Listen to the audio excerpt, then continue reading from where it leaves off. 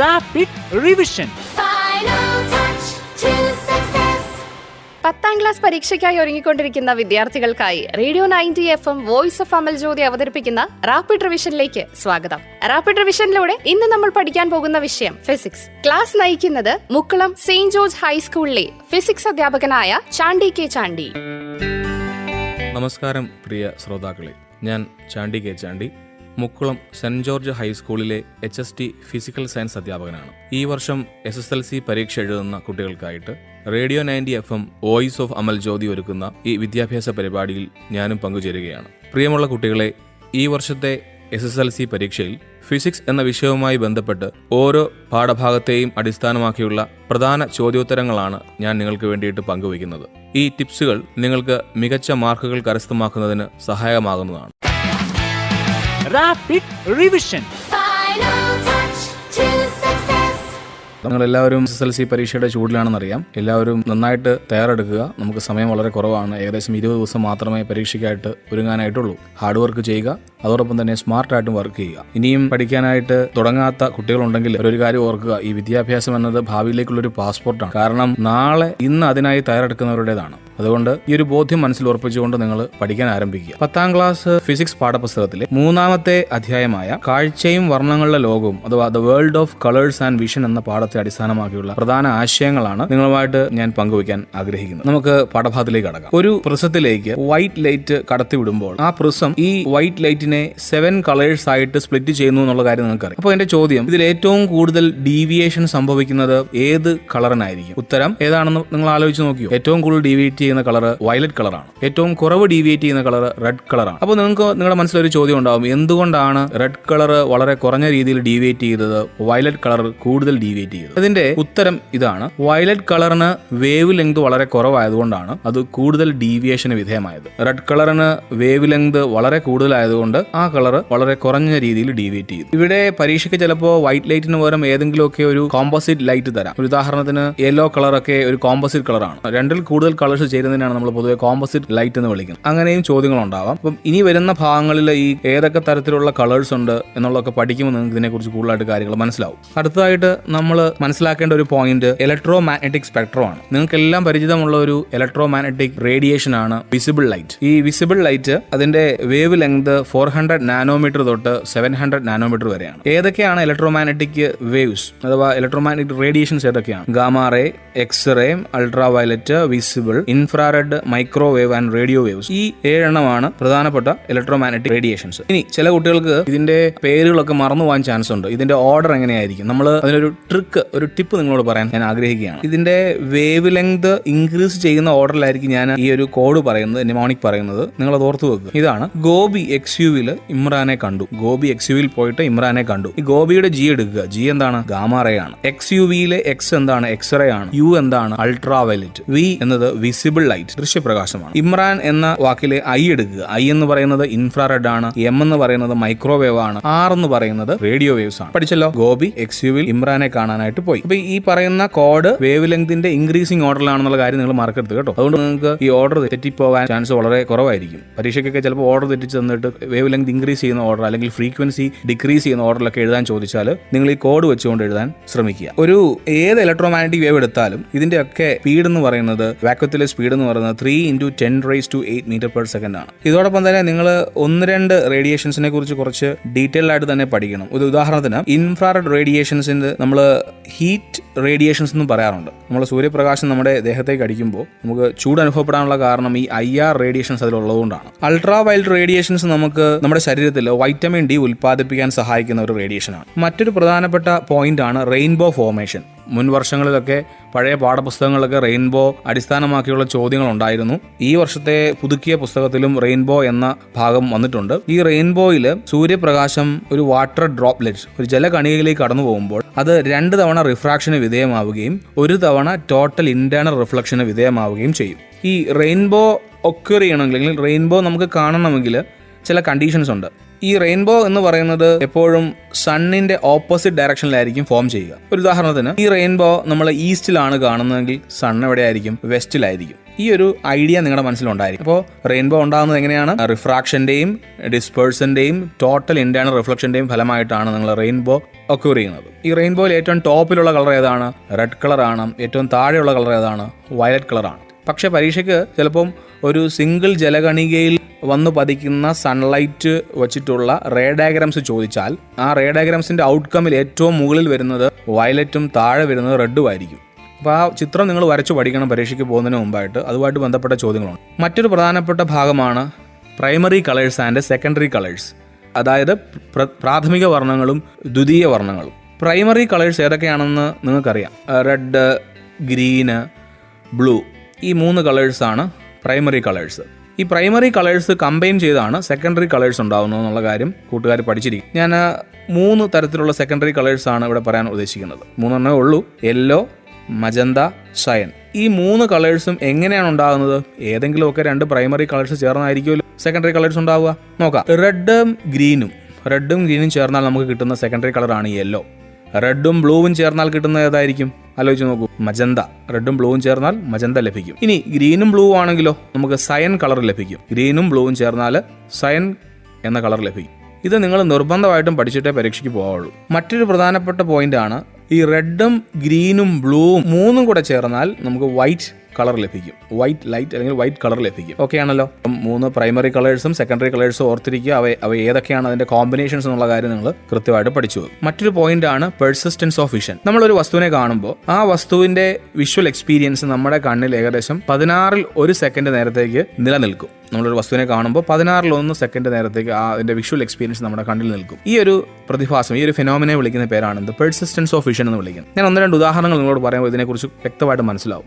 ഈ തീപ്പന്തമൊക്കെ നമ്മൾ ചുഴറ്റി കഴിയുമ്പോൾ അതൊരു സർക്കുലർ ഷേപ്പിൽ കാണാനായിട്ട് സാധിക്കും. ശരിക്കും അത് വളരെ ക്ലോസ് ആയിട്ട് ഒബ്സർവ് ചെയ്യുമ്പോൾ ഓരോരോ സിംഗിൾ പാറ്റേൺസ് ആണെങ്കിലും വളരെ സ്പീഡിൽ അത് കറക്കുമ്പോൾ നമ്മൾ അതൊരു സർക്കുലർ ലൂപ്പായിട്ട് നമുക്ക് ഫീൽ ചെയ്യും. അത് actual reason behind it is persistence of vision ആണ്. മറ്റൊരു എക്സാമ്പിൾ ആണ് Newton's colour disc. Newton's colour ഡിസ്കിൽ ബേസിക്കലി 7 കളേഴ്സ് യൂസ് ചെയ്യുന്നുണ്ട്. ഈ 7 കളേഴ്സ് നമ്മൾ വളരെ ഫാസ്റ്റായിട്ട് ഈ ഡിസ്ക് കറക്കുമ്പോൾ ഇത് വൈറ്റ് കളറിൽ കാണപ്പെടും. ഇനി ഈ 7 കളേഴ്സിന് പകരം നിങ്ങൾ ഈ പറയുന്ന പ്രൈമറി കളേഴ്സ് ആയിട്ടുള്ള റെഡും ഗ്രീനും ബ്ലൂ യൂസ് ചെയ്താലും നിങ്ങൾക്ക് വൈറ്റ് കളർ, വൈറ്റ് ലൈറ്റ് നിങ്ങൾക്ക് ലഭിക്കും. ഓക്കെ. ഈ പ്രൈമറി ആൻഡ് സെക്കൻഡറി കളേഴ്സുമായിട്ട് ബന്ധപ്പെട്ട് മറ്റൊരു ചോദ്യം പ്രതീക്ഷിക്കാവുന്നത്, ഒരു ഫിൽറ്റർ പേപ്പർ തന്നിട്ട് ആ ഫിൽറ്റർ പേപ്പറിന് ഏതെങ്കിലുമൊക്കെ ഒരു കളർ കാണും. റെഡോ ഗ്രീനോ ബ്ലൂ ഒക്കെ കാണും. അതിലേക്ക് ഏതെങ്കിലുമൊക്കെ ഒരു ലൈറ്റ് ഒന്ന് ഫോൾ ചെയ്യുമ്പോൾ അതിലൂടെ കടന്നു പോകുന്ന കളർ ഏതാണെന്ന് ചിലപ്പോൾ കണ്ടുപിടിക്കാനായിട്ട് പരീക്ഷയ്ക്ക് ചോദിക്കുക. ഒരു ഉദാഹരണം പറയാം. ഒരു റെഡ് ഫിൽറ്റർ പേപ്പർ നിങ്ങൾ സങ്കല്പിക്കുക. Red colour filter. ഈ ഫിൽറ്ററിലേക്ക് റെഡ് ലൈറ്റ് വന്ന് വീഴുമ്പോൾ ഇതിലൂടെ കടന്നു പോകുന്നത് ഏതായിരിക്കും? റെഡ് ലൈറ്റ് ആയിരിക്കും. ഓക്കെ. റെഡ് ലൈറ്റ് തന്നെയാണ് അതിലൂടെ കടന്നു പോകും. മനസ്സിലായോ? മറ്റൊരു ഉദാഹരണം പറയാം. നമ്മൾ വീണ്ടും റെഡ് ഫിൽറ്റർ പേപ്പർ എടുക്കുക. ഞാൻ അതിലേക്ക് ഒരു ഗ്രീൻ ലൈറ്റ് കടത്തി വിട്ടു. അപ്പോൾ എനിക്ക് ഏത് കളറായിരിക്കും അപ്പുറത്ത് കാണാൻ സാധിക്കുക? അപ്പുറത്ത് കളറൊന്നും വരില്ല. നോ ലൈറ്റ് ഒന്നും ഇല്ല. കാരണം റെഡ് ഫിൽറ്റർ പേപ്പർ റെഡിനെ മാത്രമേ അലോ ചെയ്യുള്ളൂ. പക്ഷേ അവിടെ ഒരു ചെറിയ പ്രശ്നമുണ്ട്. മജന്ത കളറാണെന്ന് വിചാരിക്കുക. നമ്മൾ മജന്ത കളറാണ്, ലൈറ്റാണ് ഈ റെഡിലേക്ക് നമ്മൾ ഇൻസ്റ്റന്റ് ചെയ്യിപ്പിക്കുന്നതെങ്കിൽ നമുക്ക് തീർച്ചയായിട്ടും അപ്പുറത്തെ സൈഡിൽ നമുക്ക് റെഡ് കളർ കാണാൻ സാധിക്കും. കാരണം മജന്തയിൽ റെഡ് ഉണ്ട്. ഇനി നിങ്ങൾ മജന്തയ്ക്ക് പകരം യെല്ലോ ലൈറ്റ് ആണ് ഈ റെഡ് ഫിൽറ്റർ പേപ്പറിൽ വീഴുന്നതെങ്കിൽ നിങ്ങൾക്ക് റെഡ് കളർ കാണാൻ സാധിക്കും. വൈറ്റ് ലൈറ്റ് ആണ് ഈ റെഡ് ഫിൽറ്റർ പേപ്പറിലൂടെ കടന്നു പോകുന്നതെങ്കിലോ? എന്തായിരിക്കും ഉത്തരം? ഒന്ന് ആലോചിച്ച് നോക്കൂ. വൈറ്റ് ലൈറ്റ് ആണ് റെഡ് ഫിൽറ്റർ പേപ്പറിലൂടെ കടന്നു പോകുന്നതെങ്കിൽ ഉത്തരം എന്തായിരിക്കും? റെഡ് കളർ ആയിരിക്കും, അല്ലെങ്കിൽ റെഡ് ലൈറ്റ് ആയിരിക്കും. ഇതുപോലെ തന്നെ ഗ്രീനും ബ്ലൂവും ഫിൽറ്റർ പേപ്പർ മാറ്റി നമുക്ക് ഏത് കളറാണ് പാസ് ചെയ്യുന്നുള്ളതൊക്കെ നമുക്ക് മനസ്സിലാക്കാൻ സാധിക്കും. മറ്റൊരു ചോദ്യമാണ്, എല്ലാവരും ശ്രദ്ധിച്ച് കേൾക്കണം. ഒരു ചുവന്ന പൂ നിങ്ങൾ സങ്കല്പിച്ചല്ലോ. ഒരു റെഡ് ഫ്ലവർ സങ്കല്പിക്കുക. ആ റെഡ് ഫ്ലവറിലേക്ക് ഒരു റെഡ് ലൈറ്റ് വന്ന് വീണാൽ നിങ്ങൾ ആ കാണുന്ന ആ വസ്തുവിന്റെ കളർ ഏതായിരിക്കും? നിങ്ങൾ കാണുന്ന ആ പൂവിന്റെ കളർ ഏതായിരിക്കും? റെഡ് കളറാണ്. എല്ലാവർക്കും അറിയാം. ഇനി ഈ റെഡ് ഫ്ലവറിലേക്ക് ഒരു ഗ്രീൻ കളർ വന്ന് വീണാലോ, അല്ലെങ്കിൽ ഗ്രീൻ ലൈറ്റ് വന്ന് വീണാലോ നിങ്ങൾ കാണുന്ന ആ ഫ്ലവറിന്റെ നിറം ഡാർക്ക് ആയിരിക്കും. ഓക്കെ. ഒരു യെല്ലോ ലൈറ്റ് ആണ് ആ റെഡ് ഫ്ലവറിൽ വന്ന് വീഴുന്നതെങ്കിലോ? എന്തായിരിക്കും ഉത്തരം? ആലോചിച്ച് നോക്കൂ. ഒരു യെല്ലോ ലൈറ്റ് റെഡ് ഫ്ലവറിൽ വന്ന് വീണാൽ നമുക്ക് റെഡ് കളറിൽ തന്നെ ആ ഫ്ലവർ കാണാൻ സാധിക്കും. ഓക്കെ. ഈ ബ്ലൂ ആണെങ്കിലോ? ബ്ലൂ ലൈറ്റ് റെഡ് ഫ്ലവറിൽ വന്ന് വീണാൽ അത് ഡാർക്ക് ആയിരിക്കും. ഡാർക്ക് കളറിലായിട്ടായിരിക്കും നമ്മൾ കാണപ്പെടുക. ഡാർക്ക് ആയിരിക്കും. ഇതൊക്കെയാണ് പ്രൈമറി ആൻഡ് സെക്കൻഡറി കളേഴ്സിനോട് അനുബന്ധിച്ച പ്രധാനപ്പെട്ട പോയിന്റുകൾ. മറ്റൊരു പ്രധാനപ്പെട്ട ആശയമാണ് സ്കാറ്ററിംഗ് ഓഫ് ലൈറ്റ് അഥവാ പ്രകാശത്തിന്റെ വിസരണം. പ്രകാശത്തിന് മാധ്യമങ്ങളിലെ കണികകൾ തട്ടി സംഭവിക്കുന്ന ക്രമരഹിതവും ഭാഗികവുമായ ദിശാ വ്യതിയാനത്തെയാണ് നമ്മൾ വിസരണം എന്ന് വിളിക്കുന്നത്. നമുക്കറിയാം, സൂര്യപ്രകാശം ഭൂമിയിലേക്ക് പതിക്കുമ്പോൾ അതിലെല്ലാ കളേഴ്സും ഒന്നും ഭൂമിയിലേക്ക് വരില്ല. കുറേ കളേഴ്സൊക്കെ എന്ത് ചെയ്യും, പല പാർട്ടിക്കിൾസിൽ തട്ടി പല ഡയറക്ഷനിലേക്ക് അത് ഡീവിയേറ്റ് ചെയ്തു പോകും. ഈ ഒരു ഫിനോമിനെ വിളിക്കുന്ന പേരാണെന്ത്, സ്കാറ്ററിങ് അഥവാ വിസരണം എന്ന് പറയുന്നത്. നിങ്ങളുടെയൊക്കെ ജീവിതത്തിൽ പല സന്ദർഭങ്ങളിലും സ്കാറ്ററിങ് നമ്മൾ അനുഭവിക്കുന്നതാണ് അല്ലെ. ആകാശം നീലനിറത്തിൽ കാണുന്നത്, ആഴക്കടലിന്റെ നീലനിറം, അതുപോലെ തന്നെ ക്ലാസ് മുറിക്കകത്തും വീടിനുള്ളിലും സൂര്യപ്രകാശം എത്തുന്നതൊക്കെ ഈ സ്കാറ്ററിങ്ങിന്റെ ഫലമായിട്ടാണ്. ഇതുമായിട്ട് ബന്ധപ്പെട്ട ഒന്ന് രണ്ട് കാര്യങ്ങൾ നിങ്ങൾ മനസ്സിലാക്കിയിരിക്കണം കേട്ടോ. തരംഗ ദൈർഘ്യം അഥവാ വേവ് ലെങ്ത് കുറഞ്ഞ കളേഴ്സിന് വിസരണം വളരെ കൂടുതലായിരിക്കും. ഇനി വേവ് ലെങ്ത് കൂടിയ വർണ്ണങ്ങൾക്ക് വിസരണം കുറവായിരിക്കും. ഓക്കെ, മനസ്സിലായല്ലോ? ഒന്നുകൂടി പറയാം. തരംഗ ദൈർഘ്യം അഥവാ വേവ് ലെങ്ത് കുറഞ്ഞ വർണ്ണങ്ങൾക്ക് വിസരണം കൂടുതലായിരിക്കും. തരംഗ ദൈർഘ്യം കൂടിയ വർണ്ണങ്ങൾക്ക് അഥവാ വേവ് ലെങ്ത് കൂടിയ കളേഴ്സിന് വിസരണം കുറവായിരിക്കും. മറ്റൊരു പോയിന്റാണ്, കണങ്ങളുടെ വലിപ്പം കൂടുന്നതിനനുസരിച്ച്, പാർട്ടിക്കിൾസിന്റെ സൈസ് കൂടുന്നതിനനുസരിച്ച് ഈ സ്കാറ്ററിങ് എന്ത് ചെയ്യുന്നുണ്ട്, കൂടി വരും. ഇതുമായിട്ട് ബന്ധപ്പെട്ട ചോദ്യം ചോദിക്കാവുന്നത്, ഈ വാഹനങ്ങളിലൊക്കെ ടെയിൽ ലാമ്പുകളിൽ, സിഗ്നൽ ലാമ്പുകളൊക്കെ ചുവപ്പ് നിറം നൽകുന്നതിന്റെ കാരണം നിങ്ങൾക്കൊന്ന് പറയാൻ പറ്റുമോ? നിങ്ങളൊന്ന് ആലോചിച്ച് നോക്കൂ. എന്തുകൊണ്ടാണ് ഈ വാഹനങ്ങളുടെ ടെയിൽ ലാമ്പുകളിലൊക്കെ അല്ലെങ്കിൽ സിഗ്നൽ ലാമ്പുകൾക്കൊക്കെ ചുവപ്പ് നിറം നൽകുന്നതിന്റെ കാരണം? ഉത്തരം എന്താണ്? ചുവപ്പ് നിറത്തിന് വേവ് ലെങ്ത് വളരെ കൂടുതലായതിനാൽ അത് വിസരണം സംഭവിക്കാതെ അല്ലെങ്കിൽ സ്കാറ്ററിംഗ് സംഭവിക്കാതെ കൂടുതൽ ദൂരം സഞ്ചരിക്കാനായിട്ട് കഴിയും. ആകാശത്തിന് എന്തുകൊണ്ടാണ് നീലനിറം കാണപ്പെടുന്നത്, നീലനിറത്തിൽ കാണപ്പെടുന്ന ആകാശം? തരംഗ ദൈർഘ്യം കുറഞ്ഞ വർണ്ണങ്ങളായ വയലറ്റ്, കടും നീല എന്നീ വർണ്ണങ്ങൾ അന്തരീക്ഷത്തിൽ എന്ത് ചെയ്യുന്നുണ്ട്, അന്തരീക്ഷത്തിലെ കണികളിൽ തട്ടി അവ കൂടുതൽ സ്കാറ്ററിങ്ങിന് വിധേയമാവുന്നത് കൊണ്ടാണ് ആകാശം നീലനിറത്തിൽ കാണപ്പെടുന്നത്. ഞാനൊരു മറ്റൊരു ചോദ്യം ചോദിക്കട്ടെ നിങ്ങളോട്. ചന്ദ്രനിൽ ആകാശം ഇരുണ്ട നിറത്തിൽ കാണുന്നുണ്ടോ? അതെ, ചന്ദ്രനിലെ ആകാശം ഇരുണ്ട നിറത്തിലാണ്. അതിന്റെ കാരണം എന്താണ്? ചന്ദ്രനിൽ അന്തരീക്ഷമില്ല, അതുകൊണ്ട് തന്നെ അവിടെ വിസരണം സംഭവിക്കുന്നില്ല പ്രകാശത്തിന്. ഇങ്ങനെയുള്ള ചോദ്യങ്ങളൊക്കെ ഇതുമായിട്ട് ബന്ധപ്പെട്ട വിസരണവുമായിട്ട് ബന്ധപ്പെട്ട് ചോദിക്കാം. ഒരു ചോദ്യം കൂടി നമുക്ക് നോക്കാം. ഉദയാസ്തമയങ്ങളിൽ സൂര്യൻ ചുവപ്പ് നിറത്തിൽ കാണപ്പെടുന്നു. നിങ്ങളൊക്കെ സ്ഥിരം കാണുന്നതാണ് അല്ലെ, സൂര്യൻ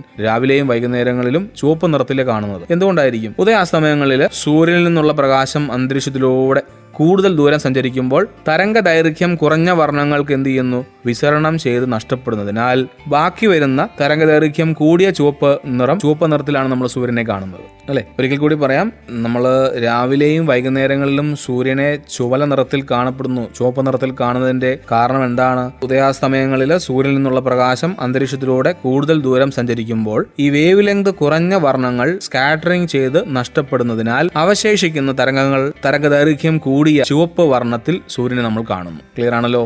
ഓക്കെ അല്ലേ? ഈ കണങ്ങളുടെ അല്ലെങ്കിൽ പാർട്ടിക്കിൾസിന്റെ വലിപ്പം പ്രകാശത്തിന്റെ തരംഗ ദൈർഘ്യത്തെക്കാൾ കൂടുതലാണെങ്കിൽ, പാർട്ടിക്കിൾസിന്റെ വലിപ്പം പ്രകാശത്തിന്റെ വേവ് ലെങ്തിനേക്കാൾ കൂടുതലായി കഴിഞ്ഞാൽ എല്ലാ വർണ്ണങ്ങൾക്കും വിസരണം ഒരുപോലെ ആയിരിക്കും. ഇങ്ങനെയുള്ള പോയിന്റ്സുകൾ നിങ്ങൾ ഓർത്തു വെച്ചോണം കേട്ടോ. സ്കാറ്ററിംഗുമായിട്ട് ബന്ധപ്പെട്ട പ്രധാനപ്പെട്ട ചില ആശയങ്ങളാണ്. മറ്റൊരു പ്രധാനപ്പെട്ട പോയിന്റ് അല്ലെങ്കിൽ മറ്റൊരു പ്രധാനപ്പെട്ട ടോപ്പിക്കാണ് ടിൻഡൽ പ്രഭാവം. ടിൻഡൽ പ്രഭാവം നമ്മുടെ നിത്യജീവിതത്തിൽ നമ്മൾ കാണുന്ന ഒന്നാണ്. ഒരു കൊളോയിഡൽ ദ്രവത്തിലൂടെ അല്ലെങ്കിൽ സസ്പെൻഷനിലൂടെ പ്രകാശകിരണങ്ങൾ, ലൈറ്റ് റേസ് കടന്നു പോകുമ്പോൾ അവയ്ക്ക് സംഭവിക്കുന്ന വിസരണം മൂലം വളരെ ചെറിയ കണികൾ പ്രകാശിതമാകുന്നു. അതിനാൽ പ്രകാശത്തിന്റെ സഞ്ചാരപാത ദൃശ്യമാകുന്നു. പ്രകാശത്തിന്റെ സഞ്ചാരപാത നമുക്ക് ദൃശ്യമാകാൻ സാധിക്കുന്നു. ടിൻഡൽ പ്രഭാവം നമ്മൾ ടിൻഡൽ പ്രഭാവം എന്ന് വിളിക്കുന്നത്. ഞാനൊരു ചോദ്യം ചോദിക്കട്ടെ, പ്രകാശത്തെ കാണാൻ സാധിക്കൂ? പ്രകാശത്തെ ഒരിക്കലും നമുക്ക് കാണാൻ സാധിക്കില്ല. പ്രകാശം ഒരു ഊർജ്ജ രൂപമാണ്. പ്രകാശത്തിന്റെ സാന്നിധ്യത്തിൽ നമ്മൾ വസ്തുക്കളെയാണ് കാണുന്നത്. നിങ്ങൾ ആരെങ്കിലും ഇതിനെക്കുറിച്ച് ധാരണയില്ലെങ്കിൽ ഓർത്തു വെച്ചോ, പ്രകാശത്തെ ഒരിക്കലും കാണാൻ സാധിക്കില്ല. പ്രകാശത്തിന്റെ സാന്നിധ്യത്തിൽ നമ്മൾ വസ്തുക്കളെയാണ് കാണുന്നത്. നമ്മൾ അടുത്തതായിട്ട് പറയാൻ പോകുന്ന ടോപ്പിക്ക് കണ്ണും കാഴ്ചയും എന്ന ടോപ്പിക്കിനെ അടിസ്ഥാനമാക്കിയുള്ള ചില ആശയങ്ങളാണ്. നമ്മുടെ കണ്ണിലുള്ള ലെൻസ് കോൺവെക്സ് ലെൻസാണ്. ഈ കോൺവെക്സ് ലെൻസിനെ കണക്ട് ചെയ്യുന്ന സിലിയറി മസിൽസ് ഉണ്ട്. ഈ സിലിയറി മസിൽസ് എക്സ്പാൻഡ് ചെയ്യുകയും കോൺട്രാക്ട് ചെയ്യുകയും ചെയ്യുന്നത് കൊണ്ടാണ് കണ്ണ് അതിൻ്റെ ഫോക്കസ് ലെങ്ത് അല്ലെങ്കിൽ അതിൻ്റെ പവർ അഡ്ജസ്റ്റ് ചെയ്യുന്നത്. ഇപ്പോൾ കണ്ണിൻ്റെ ഉള്ളിലുള്ള കോൺവെക്സ് ലെൻസിൽ അറ്റാച്ച് ചെയ്യപ്പെട്ടിരിക്കുന്ന സിലിയറി മസിൽസ് കോൺട്രാക്ട് ചെയ്യുകയും എക്സ്പാൻഡ് ചെയ്യുകയും ചെയ്യുന്നതിന്റെ ഫലമായിട്ടാണ് കണ്ണിന്റെ ലെൻസിന്റെ കർവേച്ചർ കൂടുകയും കുറയുകയും ചെയ്യുന്നത്. അങ്ങനെയെങ്കിൽ നമ്മുടെ ലെൻസിന്റെ ഒരു കഴിവിനെ, കണ്ണിന്റെ അല്ല ലെൻസിന്റെ കഴിവിനെ വിളിക്കുന്ന പേരാണ് പവർ ഓഫ് അക്കോമഡേഷൻ എന്ന് വിളിക്കുന്നത്. സമജ്ജക്ഷമത എന്നൊക്കെ മലയാളത്തിൽ അതിനെ വിളിക്കും. അപ്പോൾ എന്താണ് സമജ്ജക്ഷമത എന്ന് പറഞ്ഞു കഴിഞ്ഞാൽ, വസ്തുക്കളുടെ സ്ഥാനം എവിടെ ആയിരുന്നാലും അതിന്റെ ഇമേജ് റെറ്റിനയിൽ പതിക്കത്തക്ക വിധത്തിൽ ലെൻസിന്റെ കർവേച്ചർ വ്യത്യാസപ്പെടുത്തി ഫോക്കസ് ദൂരം ക്രമീകരിക്കാനുള്ള കഴിവാണ് കണ്ണിന്റെ സമജ്ജക്ഷമത അഥവാ പവർ ഓഫ് അക്കോമഡേഷൻ എന്ന് വിളിക്കുന്നത്. ഒരിക്കൽ കൂടി പറയട്ടെ, നമ്മൾ ഒരു വസ്തുവിനെ കാണുമ്പോൾ അല്ലെങ്കിൽ വസ്തുക്കൾ എവിടെ ആയിരുന്നാലും അതിൻ്റെ ഇമേജ് നമ്മുടെ റെറ്റിനയിൽ പതിക്കത്തക്ക വിധത്തിൽ ആ ലെൻസിൻ്റെ കർവേച്ചർ അല്ലെങ്കിൽ വക്രത വ്യത്യാസപ്പെടുത്തി അതിൻ്റെ ഫോക്കൽ ദൂരം ക്രമീകരിക്കാനുള്ള കണ്ണിൻ്റെ കഴിവിനെയാണ് നമ്മൾ കണ്ണിൻ്റെ പവർ ഓഫ് അക്കോമഡേഷൻ എന്ന് വിളിക്കുന്നത്. ഈ കണ്ണുമായിട്ട് ബന്ധപ്പെട്ട രണ്ട് പ്രധാനപ്പെട്ട പോയിന്റ്സ് ആണ് നിയർ പോയിന്റും ഫാർ പോയിന്റും. നമ്മളൊരു വസ്തുവിനെ കൃത്യമായിട്ട് കാണാൻ കഴിയുന്ന ഏറ്റവും അടുത്ത ബിന്ദുവാണെന്ത്? Near point. ആ പേരിൽ തന്നെ ഉണ്ടല്ലേ, നിയർ പോയിന്റ്. ഫാർ പോയിന്റ് എന്താണ്? ഒരു വസ്തുവിനെ വ്യക്തമായി കാണാൻ കഴിയുന്ന ഏറ്റവും അകലെയുള്ള ബിന്ദുവിനെ വിളിക്കുന്ന പേരാണ്. Bindu means point. അപ്പം ഈ രണ്ട് കാര്യങ്ങൾ നിങ്ങൾക്ക് മനസ്സിലായല്ലോ. ആരോഗ്യമുള്ള ഒരു കണ്ണുകൾക്ക് 25 സെന്റിമീറ്റർ ആയിരിക്കും നിയർ പോയിന്റ്. ഈ ഫാർ പോയിന്റ് ആരോഗ്യമുള്ള കണ്ണുകൾക്ക് എത്രയായിരിക്കും? ഇൻഫിനിറ്റി ആയിരിക്കും, അനന്തതയായിരിക്കും far point of an healthy eye. ഇത്രയും കാര്യം നിങ്ങൾക്ക് മനസ്സിലായല്ലോ. നമ്മുടെ കണ്ണിന് സംഭവിക്കാവുന്ന പ്രധാനപ്പെട്ട നേത്ര വൈകല്യങ്ങളാണ് ഞാൻ നിങ്ങളുമായിട്ട് പങ്കുവയ്ക്കാൻ ആഗ്രഹിക്കുന്നത്. പ്രധാനമായിട്ടും 2 തരത്തിലുള്ള നേത്രവൈകല്യങ്ങളാണുള്ളത്. Short സൈറ്റും long സൈറ്റും, ഹ്രസ്വദൃഷ്ടിയും ദീർഘദൃഷ്ടിയും. ഹ്രസ്വദൃഷ്ടി അഥവാ ഷോർട്ട് സൈറ്റുമായിട്ട് ബന്ധപ്പെട്ട പോയിന്റ്സ് ഞാനൊന്ന് പറയാം. നമ്മൾ അടുത്തുള്ള വസ്തുക്കളെ വ്യക്തമായിട്ട് കാണാൻ സാധിക്കും ഈ ഷോർട്ട് സൈറ്റ് ഉള്ള ആൾക്കാർക്ക്, പക്ഷേ അകലെയുള്ള വസ്തുക്കളെ അവർക്ക് വ്യക്തമായിട്ട് കാണാൻ സാധിക്കില്ല. ഇങ്ങനെയുള്ള ആളുകളുടെ നിയർ പോയിന്റ് 25 സെന്റിമീറ്റർ ആണ്. അവരുടെ ഫാർ പോയിന്റ് എന്ന് പറയുന്നത് ഇൻഫിനിറ്റി ആയിരിക്കുകയുമില്ല. അകലെയുള്ള വസ്തുവിന്റെ പ്രതിബിംബം റെറ്റിനയുടെ മുൻപിലായിരിക്കും രൂപപ്പെടുന്നത്. അതുപോലെ തന്നെ നേത്രഗോളത്തിന്റെ നീളം കൂടുന്നത് മൂലമാണ് ഇത് സംഭവിക്കുന്നത്. ഈ കണ്ണിന്റെ ലെൻസിന്റെ പവർ കൂടുന്നത് മൂലവും ഈ ഷോർട്ട് സൈറ്റ് സംഭവിക്കും. നമുക്ക് എങ്ങനെയാണ് ഇത് പരിഹരിക്കാൻ സാധിക്കുക?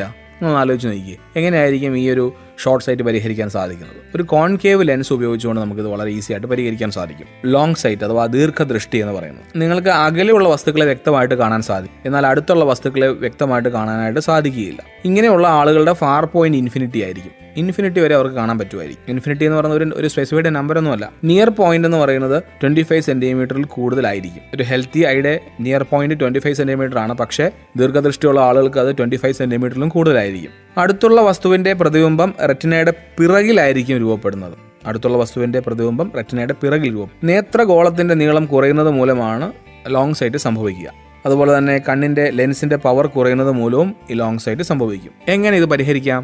ആലോചിച്ച് നോക്കും. നമുക്ക് ഒരു കോൺവെക്സ് ലെൻസ് ഉപയോഗിച്ചുകൊണ്ട് ഈ ഒരു പ്രശ്നം പരിഹരിക്കാം. പിന്നെ പ്രായമുള്ള ആൾക്കാരിലൊക്കെ വെള്ളെഴുത്ത് എന്ന് പറയുന്ന ഒരു നേത്രവൈകല്യം ഉണ്ടാവാം. പ്രായം കൂടുന്നവർക്ക് അവരുടെ നിയർ പോയിന്റിലേക്കുള്ള അകലം 25 സെന്റിമീറ്ററിലും കൂടുതലാകുന്നത് കൊണ്ടുള്ള വൈകല്യമാണ് ഈ വെള്ളെഴുത്ത് എന്ന് പറയുന്നത്. ഇതിന്റെ കാരണം എന്താണെന്ന് വെച്ച് കഴിഞ്ഞാൽ സിലിയറി പേശികളുടെ ക്ഷമത, എബിലിറ്റി കുറയുന്നതിനാലാണ് പവർ ഓഫ് അക്കോമഡേഷൻ ഉള്ള കഴിവ് കുറയുന്നത്. ഇതിനുള്ള പരിഹാരം കോൺവെക്സ് ലെൻസ് ഉപയോഗിക്കുക എന്നുള്ളത് മാത്രമാണ്. ഇത്രയും ഭാഗങ്ങളാണ് കാഴ്ചയും വർണ്ണങ്ങളുടെ ലോകവും എന്ന പാഠത്തെ അടിസ്ഥാനമാക്കിയുള്ള പ്രധാനപ്പെട്ട ആശയങ്ങൾ. നമ്മളിപ്പോൾ ചർച്ച ചെയ്ത പാഠഭാഗം 3 അടിസ്ഥാനമാക്കിയുള്ള ചില ചോദ്യങ്ങൾ ഞാൻ പങ്കുവയ്ക്കാൻ ആഗ്രഹിക്കുന്നു. നിങ്ങളെല്ലാവരും ശ്രദ്ധിച്ച് അത് കേൾക്കുക. ഒരു മജന്ത വസ്തുവിൽ പ്രകാശം പതിച്ചപ്പോൾ വസ്തു നീല നിറത്തിൽ കാണപ്പെട്ടു. വസ്തുവിൽ പതിച്ച പ്രകാശത്തിന്റെ നിറം ഏതാണ് എന്ന് പറയാൻ പറ്റുമോ? ആലോചിച്ച് ഉത്തരം കിട്ടിയെന്ന് ഞാൻ മനസ്സിലാക്കുന്നു. സയൻ അല്ലെങ്കിൽ നീല, ഇതിൽ ഏതെങ്കിലും ആണ് ഇതിന്റെ ഉത്തരം. ഒരു മജന്ത വസ്തുവിൽ പ്രകാശം പതിച്ചപ്പോൾ ആ വസ്തു നീല നിറത്തിൽ കാണപ്പെട്ടു. വസ്തുവിൽ പതിച്ച പ്രകാശത്തിന്റെ നിറം താഴെ കൊടുത്തിരിക്കുന്നവയിൽ ഏതാണെന്നാണ് ചോദ്യം. ഇപ്പൊ സയൻ അല്ലെങ്കിൽ നീല നിറമാണ് ഇതിന്റെ ഉത്തരം. മറ്റൊരു ചോദ്യമാണ്, സൂര്യപ്രകാശം ഒരു പ്രിസത്തിലൂടെ കടത്തിവിട്ടാൽ പ്രകാശകിരണങ്ങളെ ഘടകവർണ്ണങ്ങളായിട്ട് വിഭജിക്കാം. ഈ രീതിയിൽ വിഭജിക്കപ്പെടുന്ന നിറങ്ങളിൽ ഏറ്റവും കുറവ് വ്യതിയാനം സംഭവിക്കുന്ന നിറം ഏതാണ്? ഞാൻ ആദ്യം തന്നെ പറഞ്ഞിരുന്നു ഉത്തരം ഏതാണ്. ഏറ്റവും കുറച്ച് വ്യതിയാനം സംഭവിക്കുന്നത് ചുവപ്പ് നിറത്തിനാണ്. മറ്റൊരു ചോദ്യം, ഒരു വിദ്യാർത്ഥി ഒരു ലെൻസ് ഉപയോഗിച്ച് കടലാസ് കത്തിച്ചു. കടലാസ് കത്തുന്നതിന്റെ കാരണമായ വികിരണം താഴെ പറയുന്നവയിൽ ഏതാണ്? ഓപ്ഷൻ തരാം. ഗാമ വികിരണം, എക്സ് വികിരണം, അൾട്രാ വയലറ്റ് വികിരണം, ഇൻഫ്രാറെഡ് വികിരണം. ഏതാണ് ഉത്തരം? ഇൻഫ്രാറെഡ് വികിരണമാണ്. ഹീറ്റ് വേവ്സ് എന്നും ഇതിനെ നമ്മൾ വിളിക്കാറുണ്ട്. ഒരു ചോദ്യം കൂടി നോക്കാം. ഒരു തുണിക്കടയ്ക്കുള്ളിലെ ഫ്ലൂറസെന്റ് ട്യൂബിന്റെ പ്രകാശത്തിൽ ഇളം ചുവപ്പ് നിറത്തിൽ കാണപ്പെട്ട ഒരു സാരി പകൽ വെളിച്ചത്തിൽ കടും ചുവപ്പ് നിറത്തിൽ കാണപ്പെട്ടു. കാരണം വിശദമാക്കുക. കടകളിലൊക്കെ ഫ്ലൂറസെന്റ് ലൈറ്റ് ഉപയോഗിക്കുന്നുണ്ട്. ഇതുകൊണ്ട് തന്നെ ആ കളർ പ്രോപ്പറായിട്ട് നമുക്ക് തിരിച്ചറിയാൻ പറ്റത്തില്ല. സൂര്യപ്രകാശത്തിലാണ് കൂടുതലായിട്ട് അത് കൃത്യമായിട്ട് അതിന്റെ കളർ തിരിച്ചറിയാൻ പറ്റുക. അപ്പോൾ ഇതിന്റെ കാരണം എന്തായിരിക്കും? ഈ ഫ്ലൂറസെന്റ് ട്യൂബ് പുറപ്പെടുവിക്കുന്ന പ്രകാശത്തിൽ അതിന്റെ വർണ്ണരാജിയിൽ തരംഗദൈർഘ്യം കൂടിയ വർണ്ണങ്ങളുടെ അളവ് കുറവാണ്. വേവ് ലെങ്ത് കൂടിയ കളേഴ്സിന്റെ എണ്ണം, അതിന്റെ എമൗണ്ട് മെഷേഴ്സ് അത് വളരെ കുറവാണ്. ആയതിനാൽ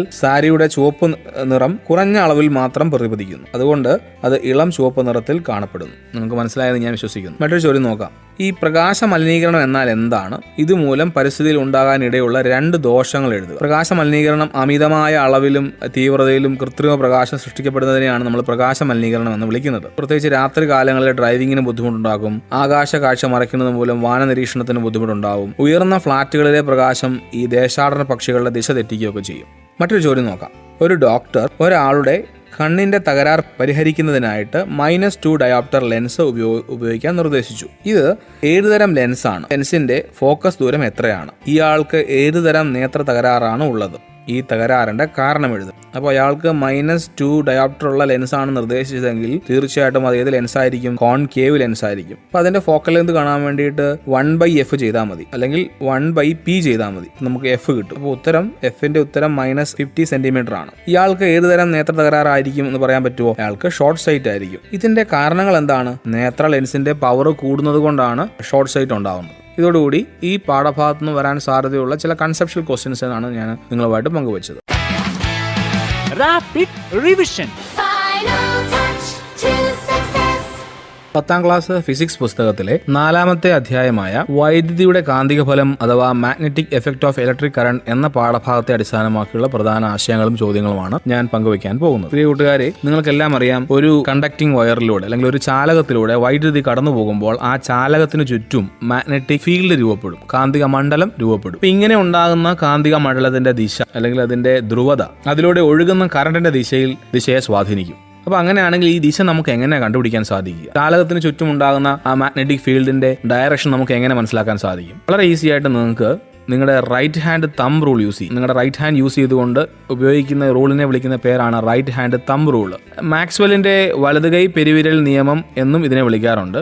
അല്ലെങ്കിൽ വലംപിരി സ്ക്രൂ നിയമം ഉപയോഗിച്ച് നമുക്ക് കാന്തിക മണ്ഡലത്തിന്റെ ദിശ മനസ്സിലാക്കാൻ സാധിക്കും. എന്താണെന്ന് ഞാൻ വളരെ ലളിതമായിട്ട് പറഞ്ഞു തരാം. ഈ വലത് കൈ പെരുവിരൽ നിയമം അഥവാ റൈറ്റ് ഹാൻഡ് തമ്പ് റൂൾ. നിങ്ങളുടെ തള്ളവിരലുണ്ടല്ലോ, അത് വൈദ്യുത പ്രവാഹ ദിശയിൽ വരത്തക്ക രീതിയിൽ ചാലകത്തെ വലത് കൈകൊണ്ട് പിടിക്കുന്നതായിട്ട് നിങ്ങൾ സങ്കല്പിച്ചാൽ ഈ ചാലകത്തെ ചുറ്റിപ്പിടിച്ച മറ്റു വിരലുകളാണ് മാഗ്നറ്റിക് ഫീൽഡിന്റെ ഡയറക്ഷനിലേക്ക് പോകുന്നത്. ഒരിക്കൽ കൂടി പറയട്ടെ, നമ്മൾ എന്ത് ചെയ്യുക? നമ്മുടെ തള്ളവിരല്, നമ്മുടെ തമ്പ് വൈദ്യുതിയുടെ പ്രവാഹ ദിശയിൽ വരത്തക്ക രീതിയിൽ നമ്മൾ ഈ ഒരു കണ്ടക്ടിംഗ് വയറിനെ വലത് കൈകൊണ്ട് പിടിക്കുന്നതായി സങ്കല്പിച്ചാൽ ഈ കണ്ടക്ടിംഗ് വയറിനെ ചുറ്റിപ്പിടിച്ച മറ്റു വിരലുകളുടെ ഡയറക്ഷൻ ഉണ്ടല്ലോ, അതായിരിക്കും മാഗ്നറ്റിക് ഫീൽഡിന്റെ ഡയറക്ഷൻ. ഇത് ഏതെങ്കിലും നിങ്ങൾ വലംപിരി സ്ക്രൂ നിയമം അല്ലെങ്കിൽ മാക്സ്വെൽ സ്കോർക്ക് സ്ക്രൂ റൂൾ ഉണ്ട്, ഇത് ഏതെങ്കിലും ഒരെണ്ണം പഠിച്ചാൽ മതി. എനിക്ക് തോന്നുന്നു നിങ്ങൾക്ക് ഏറ്റവും എളുപ്പം റൈറ്റ് ഹാൻഡ് തമ്പ് റൂൾ പഠിക്കാനായിരിക്കും കുറച്ചുകൂടി എളുപ്പം. ഈ മാക്സ്വെൽ കോർക്ക് സ്ക്രൂ റൂള് എന്താണെന്ന് വെച്ച് കഴിഞ്ഞാൽ, വലംപിരി സ്ക്രൂ തിരിച്ചു മുറുക്കുമ്പോൾ ആ സ്ക്രൂ നീങ്ങുന്ന ദിശ വൈദ്യുത കറണ്ടിന്റെ ഡയറക്ഷൻ ആയിട്ട് നിങ്ങൾ പരിഗണിച്ചാൽ സ്ക്രൂ തിരിയുന്ന ഡയറക്ഷൻ ആണ് ഈ മാഗ്നറ്റിക് ഫീൽഡിന്റെ ഡയറക്ഷൻ എന്ന് പറയുന്നത്. ഞാൻ ഒന്നുകൂടെ പറയട്ടെ, വലംപിരി സ്ക്രൂ നമ്മൾ തിരിച്ചു മുറുക്കുമ്പോൾ ഈ സ്ക്രൂ നീങ്ങുന്ന ദിശയാണ് കറണ്ടിന്റെ ഡയറക്ഷൻ എന്ന് വിളിക്കുന്നത്. അങ്ങനെ ആ കറണ്ട് മൂവ് ചെയ്യുന്ന ഡയറക്ഷനായിട്ട് നമ്മൾ അത് പരിഗണിച്ചാൽ സ്ക്രൂ തിരിയുന്ന ദിശ കാന്തിക മണ്ഡലത്തിന്റെ ദിശയെ സൂചിപ്പിക്കുന്നു. ഞാനൊരു പ്രവർത്തനം പറയാം, നമ്മളത് ചെയ്യാനൊന്നും പോകുന്നില്ല, എങ്കിലും ഞാൻ പറയുന്ന കാര്യം നിങ്ങൾ ശ്രദ്ധിച്ച് കേൾക്കുക. ഒരു കാർഡ് ബോർഡിലൂടെ നമ്മൾ വലയ രൂപത്തിലുള്ള ചാലകം കടത്തിവിട്ട് അതിലൂടെ വൈദ്യുതി പ്രവഹിപ്പിക്കുന്നു. എന്താണ്? ഒരു കാർഡ് ബോർഡിലൂടെ വലയ രൂപത്തിലുള്ള ചാലകം കടത്തിവിട്ട് അതിലൂടെ വൈദ്യുതി നമ്മൾ പ്രവഹിപ്പിക്കുന്നു. അതായത് കറണ്ട് പോകുന്നു എന്നാണ് അർത്ഥം. അങ്ങനെയെങ്കിൽ ഈ കമ്പി ചുറ്റിലൂടെ വൈദ്യുതി പ്രവഹിക്കുന്ന ക്ലോക്ക് വൈസ് ഡയറക്ഷൻ ആണെങ്കിൽ അവിടെ ഉണ്ടാകുന്ന മാഗ്നറ്റിക് ഫീൽഡ് ലൈൻസ് പുറത്തു നിന്നും ചുറ്റിനുള്ളിലേക്കായിരിക്കും. ഒരിക്കൽ കൂടി പറയട്ടെ, ഈ എടുത്തിരിക്കുന്ന വലയ രൂപത്തിലുള്ള കണ്ടക്ടിംഗ് വയേഴ്സിലൂടെ കറണ്ട് പോകുന്നത് ക്ലോക്ക് വൈസ് ഡയറക്ഷനിലാണെങ്കിൽ, പ്രദക്ഷിണ ദിശയിലാണെങ്കിൽ അവിടെ ഉണ്ടാവുന്ന മാഗ്നറ്റിക് ഫീൽഡ് ലൈൻസിന്റെ ഡയറക്ഷൻ പുറത്തുനിന്നും ചുറ്റിനുള്ളിലേക്കായിരിക്കും. Into the plane of paper എന്നൊക്കെ നമുക്ക് അതിനെ പറയാം. ഇനി ഈ ഒരു പ്രവർത്തനം മറ്റൊരു രീതിയിലും ആവാം. നമ്മൾ ഈ എടുത്തിരിക്കുന്ന വലയ രൂപത്തിലുള്ള കമ്പി ചുരുളിലേക്ക് ആന്റി ക്ലോക്ക് വൈസ് ഡയറക്ഷനിലാണ് കറണ്ട് ഫ്ലോ ചെയ്യുന്നതെങ്കിൽ അവിടെ ഉണ്ടാവുന്ന മാഗ്നറ്റിക് ഫീൽഡ് ലൈൻസ്, ഈ ഒരു ചുറ്റിനുള്ളിൽ ഉണ്ടാവുന്ന മാഗ്നറ്റിക് ഫീൽഡ് ലൈൻസിന്റെ ഡയറക്ഷൻ എന്ന് പറയുന്നത് ചുറ്റിനുള്ളിൽ നിന്നും പുറത്തേക്കായിരിക്കും. Out of the plane of paper ആണ് എന്ന് വേണമെങ്കിൽ പറയാം. Out of the plane of paper എന്നതിനെ വിളിക്കാം. അങ്ങനെയെങ്കിൽ ഞാനൊരു ചോദ്യം ചോദിക്കട്ടെ, കാന്തിക ശക്തിയെ സ്വാധീനിക്കുന്ന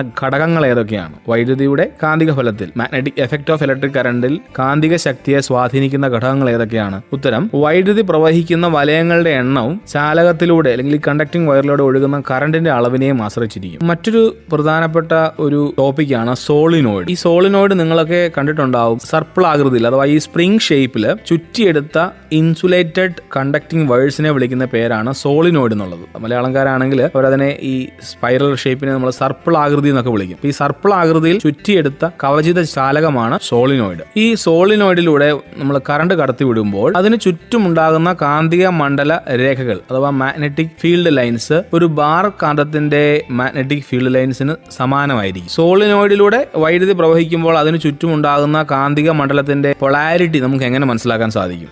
കുറച്ചും കൂടെ ലോജിക്കലായിട്ട് മനസ്സിലാക്കേണ്ട ഒരു ഭാഗമാണ്. ഒരു സോളിനോയിഡിലൂടെ നമ്മൾ കറണ്ട് കടത്തി വിടുമ്പോൾ അതിന് ചുറ്റും ഉണ്ടാകുന്ന മാഗ്നറ്റിക് ഫീൽഡ് ലൈൻസിന്റെ അല്ലെങ്കിൽ മാഗ്നറ്റിക് ഫീൽഡിന്റെ പൊളാരിറ്റി നമ്മൾ എങ്ങനെ കണ്ടെത്തും? നോക്കോളൂ, ശ്രദ്ധിച്ചു കേൾക്കൂ. സോളിനോയിഡിന്റെ അഗ്രത്ത് വൈദ്യുത പ്രവാഹം ക്ലോക്ക് വൈസ് ഡയറക്ഷനിലാണെങ്കിൽ ആ ഭാഗം നമ്മൾ സൗത്ത് പോളായിട്ട് കണക്കാക്കണം. സോളിനോയിഡിന്റെ അഗ്രഭാഗത്ത് ഈ കറണ്ടിന്റെ ഡയറക്ഷൻ ക്ലോക്ക് വൈസ് ആണെങ്കിൽ ആ ഭാഗത്ത് ദക്ഷിണ ധ്രുവം അഥവാ സൗത്ത് പോളായിട്ടായിരിക്കും മനസ്സിലാക്കേണ്ടത്. നിങ്ങളൊരു സർക്കിൾ വരയ്ക്കുക. ആ സർക്കിളിൽ നിങ്ങൾ ആന്റി ക്ലോക്ക് വൈസ് ആയിട്ട് ആരോ മാർക്ക് ചെയ്യുക. അതിനുള്ളിൽ നിങ്ങൾ എസ് എന്ന ലെറ്റർ എഴുതുക. ആ എസിന്റെ 2 എൻഡ് പോയിന്റ്സ് ഉണ്ടാവും അല്ലെ? അവിടെ ആരോ മാർക്ക് കാണിക്കുന്നത് എന്താണ്? ആ കറണ്ട് പോകുന്ന ഡയറക്ഷൻ ക്ലോക്ക് വൈസ് ആണെങ്കിൽ അവിടെ ഉണ്ടാവുന്ന പോൾ എന്ന് പറയുന്നത് സൗത്ത് ആണ്. മനസ്സിലായെന്ന് വിശ്വസിക്കുന്നു. ഇനി സോളിനോയിഡിന്റെ അഗ്രഭാഗത്ത് കറണ്ടിന്റെ ഡയറക്ഷൻ ആന്റി ക്ലോക്ക് വൈസ് അഥവാ അപ്രദക്ഷിണ ദിശയിലാണെങ്കിൽ ആ ഭാഗം ഉത്തര ധ്രുവമായിരിക്കും അഥവാ നോർത്ത് പോൾ ആയിരിക്കും. ഒന്ന് ആലോചിച്ച് നോക്കിയേ, നിങ്ങളൊരു സർക്കിൾ ഷേപ്പിലുള്ള ഒരു കമ്പി കൺസിഡർ ചെയ്യുക. അതിലൂടെ നിങ്ങൾ കറണ്ട് കടത്തിവിടുക.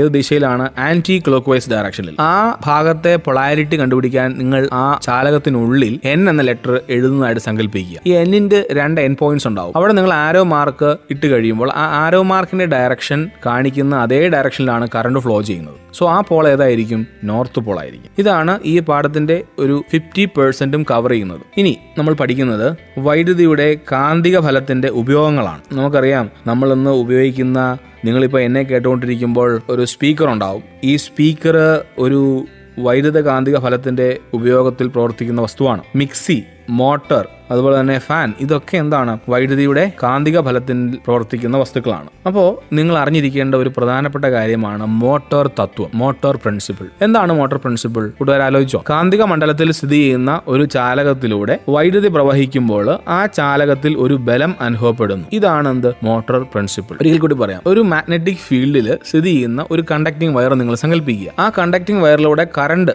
കടന്നു പോകുമ്പോൾ ആ ഒരു കണ്ടക്ടിംഗ് വയറിൽ ഒരു ബലം അനുഭവപ്പെടുന്നു. നമ്മൾ ആരും കൊടുക്കുന്നൊന്നുമല്ല, ഓട്ടോമാറ്റിക്കലി അതിൽ ഉണ്ടാകുന്ന ഒരു ബലമാണ്. ആ ബലമാണ് നമ്മൾ ഇതിന്റെ ഒരു പ്രധാനപ്പെട്ട ഹൈലൈറ്റ് എന്ന് പറയുന്നത്. അങ്ങനെ ഒരു ബലം ഉണ്ടാകുന്നെങ്കിൽ നമ്മൾ ആ ഒരു പ്രിൻസിപ്പിളിനെ പൊതുവായിട്ട് മോട്ടോർ പ്രിൻസിപ്പിൾ എന്നാ വിളിക്കും. ഈ ഒരു പ്രിൻസിപ്പിളിനെ അടിസ്ഥാനമാക്കിയാണ് ഫാന്, മിക്സി, ലൗഡ് സ്പീക്കർ ഇതെല്ലാം പ്രവർത്തിക്കുന്നത്. അപ്പോൾ ചാലകത്തിന്റെ അല്ലെങ്കിൽ ഈ കണ്ടക്ടിംഗ് വയേഴ്സിന്റെ ചലന ദിശയെ സ്വാധീനിക്കുന്ന ഘടകങ്ങൾ ഏതൊക്കെയാണ്? ആ ചാലകത്തിലൂടെ പ്രവഹിക്കുന്ന കറണ്ടിന്റെ ഡയറക്ഷൻ, ആ മാഗ്നറ്റിക് ഫീൽഡിന്റെ ഡയറക്ഷൻ, ഇതൊക്കെയാണ് ആ ഒരു ചാലകത്തിന്റെ അല്ലെങ്കിൽ കണ്ടക്ടിംഗ് വയേഴ്സിന്റെ ചലന ദിശയെ സ്വാധീനിക്കുന്ന ഘടകങ്ങൾ. ഈ മോട്ടോർ തത്വം അനുസരിച്ച് അല്ലെങ്കിൽ മോട്ടോർ പ്രിൻസിപ്പിൾ അനുസരിച്ച് ഈ കണ്ടക്ടിംഗ് വയേഴ്സിന് ഉണ്ടാവുന്ന ബലത്തിന്റെ ദിശ മനസ്സിലാക്കാനായിട്ട് നമ്മളെ സഹായിക്കുന്ന ഒരു നിയമമാണ് ഫ്ലെമിങ്സ് ലെഫ്റ്റ് ഹാൻഡ് റൂൾ, ഫ്ലെമിങ്സിന്റെ ഇടത് കൈ നിയമം. ഓക്കെ, അപ്പോൾ പരീക്ഷയ്ക്ക് ചില കുട്ടികളൊക്കെ എഴുതുന്നതായിട്ട് കണ്ടു. ഒരു മോട്ടോർ അല്ലെങ്കിൽ ഒരു ജനറേറ്റർ അല്ലെങ്കിൽ ഫാനിന്റെ പ്രിൻസിപ്പിൾ എന്താണ്? ലൗഡ് സ്പീക്കറിന്റെ പ്രവർത്തന തത്വം എന്താണ്? ചിലർ എഴുതി വെക്കുന്നു ഫ്ലെമിങ്സ് ലെഫ്റ്റ് ഹാൻഡ് റൂൾ. അങ്ങനെ എഴുതാൻ പാടില്ല. അത് മോട്ടോർ പ്രിൻസിപ്പിൾ ആണ്. നമ്മൾ പറഞ്ഞല്ലോ, ഒരു ബലം ഉണ്ടാവുന്നു എന്ന് പറഞ്ഞു. ഒരു വൈദ്യുതി ഒരു കാന്തിക മണ്ഡലത്തിൽ ഇരിക്കുന്ന ചാലകത്തിലൂടെ കറണ്ട് കടന്നു പോകുമ്പോൾ അതിനൊരു ബലം അനുഭവപ്പെടുന്നു. ആ ബലത്തിന്റെ ഡയറക്ഷൻ കണ്ടുപിടിക്കാൻ വേണ്ടി മാത്രമാണ് നമ്മൾ ഫ്ലെമിങ്സിന്റെ ലെഫ്റ്റ് ഹാൻഡ് റൂൾ യൂസ് ചെയ്യുന്നത്. അപ്പൊ എന്താണ് ലെഫ്റ്റ് ഹാൻഡ് റൂള്? നിങ്ങളുടെ ഇടത് കൈ 3 വിരലുകൾ, അതായത് നിങ്ങളുടെ ഇടത് കൈയുടെ തള്ളവിരല്, ചൂണ്ടുവിരല്, നടുവിരൽ, thumb, forefinger, middle finger, ഇത് 3ഉം പരസ്പരം പെർപെൻഡിക്കുലർ ആയിട്ട് അല്ലെങ്കിൽ ലംബമായിട്ട് പിടിക്കുക. ഈ ചൂണ്ടുവിരലാണ് കാന്തിക മണ്ഡലത്തിന്റെ ദിശ. നടുവിരല് വൈദ്യുത പ്രവാഹത്തിന്റെ ദിശയാണ്, അതായത് കറണ്ടിന്റെ ദിശയായിരിക്കും. ഇനി തള്ളവിരലാണ് എന്ത്? ചാലകത്തിന്റെ ചലന ദിശ, അതായത് ഈ ഫോഴ്സ് എക്സ്പീരിയൻസ് ചെയ്യുന്ന ഡയറക്ഷനെ കാണിക്കുന്നത്. ഒരിക്കൽ കൂടി പറയാം. നിങ്ങളുടെ ലെഫ്റ്റ് ഹാൻഡ് എടുക്കുക. ഈ ലെഫ്റ്റ് ഹാൻഡില് first 3 fingers, thumb, forefinger, middle finger. ഈ തമ്പ് എന്ന് പറയുന്നത് ആ ഒരു ചാലകത്തിന് എക്സ്പീരിയൻസ് ചെയ്യുന്ന ഫോഴ്സിന്റെ ഡയറക്ഷൻ ആയിരിക്കും. അതുപോലെ തന്നെ ഫോർ ഫിംഗർ എന്ന് പറയുന്നത് മാഗ്നറ്റിക് ഫീൽഡിന്റെ ഡയറക്ഷനെ കാണിക്കുന്നു. മിഡിൽ ഫിംഗർ എന്ന് പറയുന്നത് കറന്റിന്റെ ഡയറക്ഷനെ കാണിക്കും. മനസ്സിലായല്ലോ? FMC, father mother child. Father mother child എന്ന ഒരു ടേം ഓർത്താൽ മതി. Father is the top and the mother and the child. So father, don't write father in the exam paper. Father, F means stands for force experiencing on the conductor, and M which is the magnetic field, not mother, and C is not child, it is current. ഇത്രയുമാണ് ഫ്ലെമിങ്സിന്റെ ഇടത് കൈ നിയമവുമായി ബന്ധപ്പെട്ട മനസ്സിലാക്കേണ്ട കാര്യങ്ങൾ. ഇനി നമ്മൾ ഇതിൽ ചോദിക്കുന്ന മറ്റൊരു പ്രധാനപ്പെട്ട ഭാഗമാണ് വൈദ്യുത മോട്ടോർ, ഇലക്ട്രിക് മോട്ടോർ. അതിന്റെ പ്രവർത്തന തത്വം എന്ന് പറയുന്നത് മോട്ടോർ തത്വമാണ്, മോട്ടോർ പ്രിൻസിപ്പിൾ ആണ്. അവിടെ നടക്കുന്ന ഊർജ്ജമാറ്റം വൈദ്യുത ഊർജ്ജം എന്തായിട്ട് മാറുന്നു? യാന്ത്രികോർജ്ജമായിട്ട് മാറുന്നു. ഇലക്ട്രിക് എനർജി മെക്കാനിക്കൽ എനർജി ആയിട്ട് കൺവേർട്ട് ചെയ്യുന്നു. ഈ വൈദ്യുത മോട്ടറിന്റെ പ്രധാനപ്പെട്ട ഭാഗങ്ങളാണ് ഫീൽഡ് കാന്തം, ആർമേച്ചർ, ഗ്രാഫൈറ്റ് ബ്രഷുകൾ, സ്പ്ലിറ്റ് റിംഗ്. അപ്പോൾ ഈ സ്പ്ലിറ്റ് റിംഗ് ഇതിന്റെയൊക്കെ പ്രവർത്തനം ചിലപ്പോൾ പരീക്ഷയ്ക്ക് നിങ്ങളോട് ചോദിക്കാൻ സാധ്യതയുണ്ട്. ഒരു വൈദ്യുത മോട്ടറിന്റെ പ്രവർത്തന തത്വം അല്ലെങ്കിൽ അതുമായിട്ട് ബന്ധപ്പെട്ട ചോദ്യങ്ങൾ ഉണ്ടാവും. ഈ സ്പ്ലിറ്റ് റിംഗ് കമ്മ്യൂട്ടേറ്ററിനെ കുറിച്ച് ഞാൻ കുറച്ച് മുമ്പ് പറഞ്ഞായിരുന്നു. വൈദ്യുത മോട്ടറിന്റെ ഒരു ഭാഗമാണ്. എന്തിനാണ് രണ്ടാമതായി ഉപയോഗിക്കുന്നത് മോട്ടറിലെ ആർമേച്ചറിന്റെ കറക്കം തുടർച്ചയായിട്ട് നിലനിർത്തണമെങ്കിൽ ഈ വൈദ്യുതിയുടെ അല്ലെങ്കിൽ കറണ്ടിന്റെ ഡയറക്ഷൻ തുടർച്ചയായിട്ട് മാറിക്കൊണ്ടിരിക്കണം. ഇതിന് സഹായിക്കുന്ന റിങ്ങുകളാണ് സ്പ്ലിറ്റ് റിങ്ങുകൾ എന്ന് പറയുന്നത്. മനസ്സിലായല്ലോ? മനസ്സിലായെന്ന് ഞാൻ നിങ്ങൾ വിശ്വസിക്കുകയാണ്. അടുത്തത് അവസാനത്തെ ഭാഗമാണ് മൂവിംഗ് കോയിൽ ലൗഡ് സ്പീക്കർ അഥവാ ചലിക്കും ചുരുൾ ലൗഡ് സ്പീക്കർ. ഇതിന്റെ പ്രവർത്തന തത്വം നേരത്തെ പറഞ്ഞതുപോലെ തന്നെ മോട്ടോർ പ്രിൻസിപ്പിൾ ആണ്, മോട്ടോർ തത്വമാണ്. ഇവിടെ നടക്കുന്ന ഊർജ്ജമാറ്റം എന്താണ്? വൈദ്യുതോർജ്ജം ശബ്ദോർജ്ജമായിട്ട് മാറും. ഞാനിപ്പോൾ നിങ്ങളോട് സംസാരിക്കുന്നു, ഫോൺ വഴി എന്റെ സൗണ്ട് ഇവരുടെ ആംപ്ലിഫയറിലേക്ക് കൺവേർട്ടഡ് ആവുന്നു, എന്റെ സൗണ്ട് എനർജി ഇലക്ട്രിക്കൽ എനർജി ആയിട്ട് മാറുന്നു, അത് വീണ്ടും മിക്സിങ്ങിനൊക്കെ ശേഷം എന്ത് ചെയ്യുന്നു, ആ ഇലക്ട്രിക്കൽ എനർജി വീണ്ടും എന്തായിട്ട് മാറുന്നു, ലൗഡ് സ്പീക്കറിലെത്തി അത് ശബ്ദമായിട്ട് നിങ്ങളിപ്പോൾ കേട്ടുകൊണ്ടിരിക്കുകയാണ്. അപ്പോൾ ഇതിന്റെ പ്രവർത്തന തത്വം പരീക്ഷയ്ക്ക് ചോദിച്ചിട്ടുണ്ട്. മുൻ വർഷങ്ങളിലും പഴയ പാഠപുസ്തകങ്ങളിലൊക്കെ ഈ ഒരു ഭാഗം ഉണ്ടായിരുന്നു. അതുകൊണ്ട് ഇതുമായിട്ട് ബന്ധപ്പെട്ട ചോദ്യങ്ങൾ ഉണ്ടായിട്ടുണ്ട്. അപ്പോൾ നമുക്ക് ഇത് ഒഴിവാക്കാൻ പറ്റില്ല. ഞാൻ വളരെ ലളിതമായിട്ട് ഇതിന്റെ പ്രവർത്തന തത്വം പറഞ്ഞു തരാം. ഈ മൈക്രോഫോണിൽ നിന്നും ഇലക്ട്രിക്കൽ സിഗ്നൽസ് ആംപ്ലിഫയറിൽ എത്തുന്നു. ഈ ആംപ്ലിഫയറിലെ ഇലക്ട്രിക്കൽ സിഗ്നൽസ് ബൂസ്റ്റപ്പ് ചെയ്ത ശേഷം എന്ത് ചെയ്യുന്നുണ്ട്,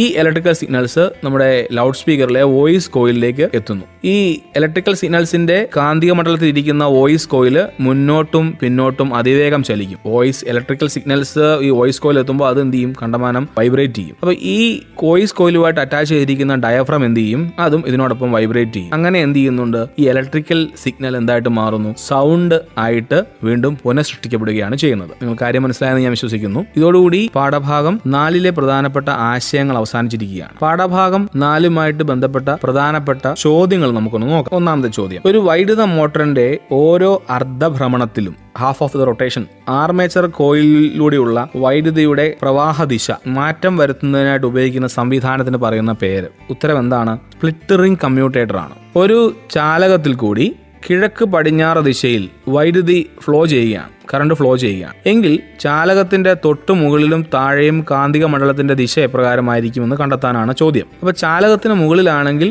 ഉത്തര ധ്രുവത്തിലേക്ക് അഥവാ നോർത്ത് പോളിലേക്കായിരിക്കും. ചാലകത്തിന് താഴെയാണെങ്കിൽ ദക്ഷിണ ധ്രുവത്തിലേക്കായിരിക്കും അഥവാ സൗത്ത് പോളിലേക്കായിരിക്കും. ഇവിടെ നമ്മൾ ഉപയോഗിക്കുന്ന റൂൾ ഏതാണ്?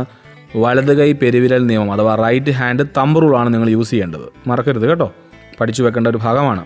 മറ്റൊരു ചോദ്യമാണ്, ഒരു ബാർകാന്തം വൈദ്യുതവാഹിയായ സോളിനോയിഡും തമ്മിൽ എങ്ങനെ വ്യത്യാസപ്പെട്ടിരിക്കുന്നു? ബാർകാന്തത്തിന് കാന്തിക ശക്തി സ്ഥിരമായിരിക്കും അല്ലേ, എന്നാൽ വൈദ്യുതവാഹിയായ സോളിനോയിഡിനോ കാന്തിക ശക്തി സ്ഥിരമല്ല. കറണ്ട് ഇല്ലാത്തപ്പോൾ അതിന്റെ കാന്തിക ശക്തി നഷ്ടപ്പെട്ടു പോകും. കാന്തിക ശക്തി വ്യത്യാസപ്പെടുത്താൻ സാധിക്കില്ല. എവിടെ? ബാർകാന്തത്തിൽ നമുക്ക് കാന്തിക ശക്തി ഒരിക്കലും വ്യത്യാസപ്പെടുത്താൻ സാധിക്കില്ല. പക്ഷേ വൈദ്യുതവാഹിയായ സോളിനോയിഡിൽ കാന്തിക ശക്തി നമുക്ക് വ്യത്യാസപ്പെടുത്താൻ സാധിക്കും. കൂടുതൽ കറണ്ട് കടത്തിവിട്ട് ചുറ്റികളുടെ എണ്ണമൊക്കെ കൂട്ടി നമുക്ക് വ്യത്യാസപ്പെടുത്താൻ പറ്റും. ഇനി ഇതിന്റെ പൊളാരിറ്റി നമുക്ക് ബാർകാന്തത്തിന്റെ പൊളാരിറ്റി നമുക്ക് ഒരിക്കലും മാറ്റാൻ സാധിക്കില്ല. എന്നാൽ ഈ സോളിനോയിഡിലെ വൈദ്യുതി കടന്നു പോകുന്ന ഒരു സോളിനോയിഡിന്റെ പൊളാരിറ്റി നമുക്ക് മാറ്റാൻ സാധിക്കും. കറണ്ടിന്റെ ഡയറക്ഷൻ നിങ്ങൾ എന്ത് ചെയ്താൽ മതി? ഓൾട്ടർ ചെയ്താൽ മതി. മറ്റൊരു ചോദ്യം നോക്കാം. വൈദ്യുതവാഹിയായ ഒരു സോളിനോയിഡിന്റെ ധ്രുവത നിർണ്ണയിക്കുന്നത് എപ്രകാരമായിരിക്കും? കറണ്ടിന്റെ ദിശയിൽ 4 വിരലുകൾ വരത്തക്ക വിധത്തിൽ ഒരു സോളിനോയിഡിനെ വലത് കൈകൊണ്ട് പിടിക്കുന്നതായിട്ട് നിങ്ങൾ സങ്കല്പിച്ചാൽ ഈ വലത് കൈയുടെ പെരുവിരൽ സൂചിപ്പിക്കുന്ന ദിശയിലായിരിക്കും സോളിനോയിഡിന്റെ നോർത്ത് പോൾ. ഇതിന് ബദലായിട്ടുള്ള ടെക്നിക്ക് ഞാൻ നേരത്തെ പറഞ്ഞിരുന്നു. മുൻപ് നിങ്ങൾ ഓഡിയോ കേട്ടെങ്കിൽ നിങ്ങൾക്ക് അത് ചെയ്യാൻ സാധിക്കും. നോർത്ത് പോളും സൗത്ത് പോളും നമുക്ക് എങ്ങനെ കണ്ടുപിടിക്കാമെന്നുള്ള മറ്റൊരു ടെക്നിക്ക് ഞാൻ പറഞ്ഞിട്ടുണ്ട്. ഇതിന്റെ മറ്റൊരു ചോദ്യം, സോളിനോയിഡിന്റെ കാന്തക ശക്തിയെ സ്വാധീനിക്കുന്ന ഘടകങ്ങൾ ഏതൊക്കെയാണ്? അതിന്റെ മാഗ്നറ്റിക് ഫീൽഡ് സ്ട്രെങ്തിനെ സ്വാധീനിക്കുന്ന ഘടകങ്ങൾ ഏതൊക്കെയാണ്? അതിന്റെ യൂണിറ്റ് നീളത്തിലുള്ള ചാലക ചുറ്റുകളുടെ എണ്ണം, വൈദ്യുതിയുടെ പ്രവാഹ തീവ്രത, ഇതൊക്കെയാണ് സോളിനോയിഡിന്റെ കാന്തിക ശക്തിയെ സ്വാധീനിക്കുന്ന ഘടകങ്ങൾ. Rapid revision.